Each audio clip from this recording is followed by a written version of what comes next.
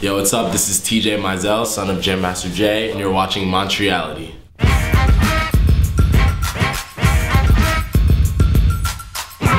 When I was in class, I was pretty much a talkative student. I like to make a lot of friends. I like to talk to all my friends in class. I got pretty good grades. I didn't really get anything less than a C, but you know, I was always that talkative kid. My first job, I worked at a nursery. It's like a plant nursery where I just carried a bunch of mulch and kind of sold Christmas trees in the winter. And then I worked as a lifeguard for a good 3 years in my community, you know, just stuff like that. My favorite cartoon character of all time is Bugs Bunny, because that guy literally gets away with everything, and he's just so smart and funny about it and sarcastic. He's great, and he's healthy. He eats carrots all day. Come on. Madden was the best. Like, I remember my dad used to come home from the studio, and my brothers and I'd be in the playroom playing Madden. He'd come and beat us all in Madden really quick. Like, that was our game growing up. And still, when I hang out with my brother, he's 18 now. He comes home from school, and all we do is play Madden. I remember, like, our main thing was usually going to a bunch of amusement parks, because like I had 2 brothers and we would love to just go to amusement parks, whether it was like Disney or Six Flags or anything like that. So I just remember always coming back to the hotel, playing the video games, waking up super early in the morning, hitting the pool, and he was always that dad that just had that itinerary, like, yo, we're gonna do this, we're gonna do that, we're gonna hit the biggest rides today, you know. So just having, like, always remembering that energy is something that I always look forward to thinking about. My dad really, like, I think he pretty much just taught me to just put everything that I, like, if I loved something, put everything into it. Like, as a kid, I loved to skateboard, and I love to skate now, but he would always be that father, like, yo, get back up, you fell, get back up, like, try that trick again. Like, yo, did you land your kickflips, did you land your ollies? Like, he'd always be catching up with me. Or, like, basketball, I loved basketball growing up, and he would try to make as many basketball games as he could, just being a supportive father with kind of whatever I wanted to do in life.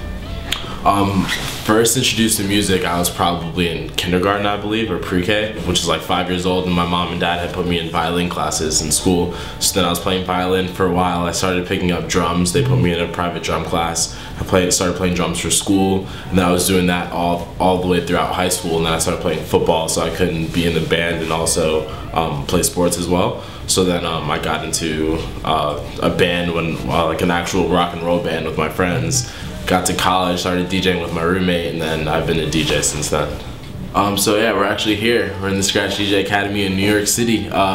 We are the world's wide leader in DJ education. We've taught over 500,000 students in the past 10 years, and we're growing. We've got a location in LA. We've got a location in Miami. We just opened up in Chicago. We're actually opening up in Atlanta as well. We're planning to take it internationally. So we're really just killing the game with DJ education, and I've learned all my skills here at the Scratch Academy. Like, people will be like, yo, your dad's Jam Master Jay, like, he must have taught you everything. And I mean, he started this school in 2002 with Rock Principi. So indirectly, he taught me how to DJ by opening this school, you know. I actually went on tour with Run-D.M.C, a European tour in 1997.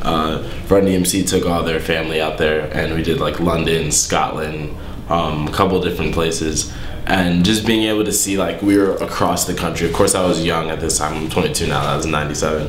But just to see, like, the impact that they had overseas, you know, like them getting on stage and putting the Adidas sneaker up, and the whole crowd, all 100,000 of these people have shell toes, and they're putting them up in the air, you know. Just to see that impact they had at such a young age was incredible. And now being able to be a part of it now, it's like, wow, this is something I couldn't even dream of this, you know. I get to see them a lot, actually. Within the last year, I've performed with Run-D.M.C around like 5 times, which is crazy since they've been back in the past 10 years. They haven't performed in like the past 10 years, and within the past year, I got to perform with them 5 times.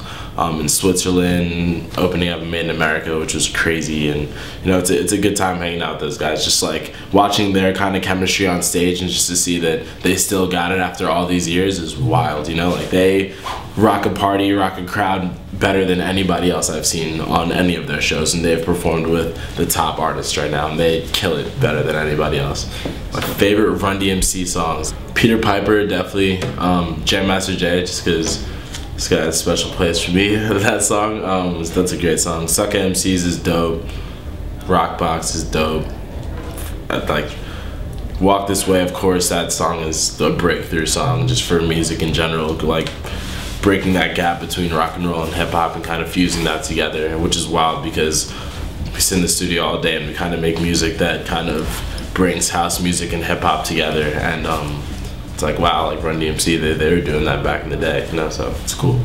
Honestly, man, the hip hop community has been like awesome, like just in my run-in with them. Like I just did a dope video with DJ Scratch from EPMD, and we did a tribute to my father on his birthday. We shot it in Hollis, Queens, and we did a doubles routine, which was incredible just to hear his stories on how he used to tour for Run-D.M.C back in '88 in London, and he used to open up for Run-D.M.C, and I thought that was incredible. So being able to work with him, especially with his lineage with my father and his relationship that he had with my father, being able to work with him was by far super, super dope. A-Track shows a lot of love. Q-Bird, got to hang out with him, Cool Herc, like those guys, those are all really great guys, really great DJs as well. I think the thing is right now everybody's so caught up in their own world, you know, like they're like, oh, I want to make it, I want to make it here, I want to make it there. But I'm sure when they're in their studio and they're plugging in all those hours way behind that board, they're like, damn, like if it wasn't for this person that dropped this, I wouldn't even be able to sample this. So, you know, I'm sure it goes like, because it goes through our heads. Like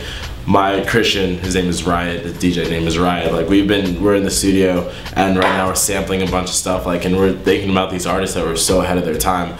We're making a bunch of twerk music and music that's around the 95 to 100 BPM beats per minute genre. And we're like, yo, Missy Elliott, way ahead of her time. Busta Rhymes, way ahead of their time. Timbaland, way ahead of their time, you know? And these are people that have been making tracks for the past 20 years. And now we're like, damn, like if it wasn't for these people, like we wouldn't be doing this right now. So, of course, we all probably think about it subconsciously. I know they're not giving out the respect that they should, like out there into the public, but I know they're thinking about it for sure.